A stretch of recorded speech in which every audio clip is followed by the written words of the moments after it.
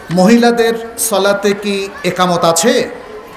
প্রথম প্রশ্ন, মহিলারা যখন সালাত পড়বেন, যদি তারা এককভাবেও পড়েন অথবা কখনো কখনো জামাতের সাথেও তারা পড়েন, যেটা মহিলাদের জন্য জায়েজ আছে সহিহ হাদিস থেকে সাব্যস্ত, সেক্ষেত্রে তারা ফরজ সালাতের ক্ষেত্রে একামত দেবেন।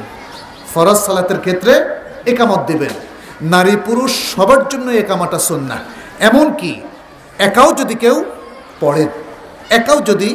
পড়েন, রাখালের হাদিসটা দলিল, যেখানে রাসূল সাল্লাল্লাহু আলাইহি সাল্লাম বলেছেন যে রাখাল পাহাড়ের উপর একাকী অবস্থান করে, তারপরে সে আজানও দেয়, একামতও দেয়। তাতে বোঝা গেল ব্যক্তি যখন এককভাবে সালাত পড়বে তখন সে আজানও দেবে, একামত দেবে, এটা পুরুষের ক্ষেত্রে।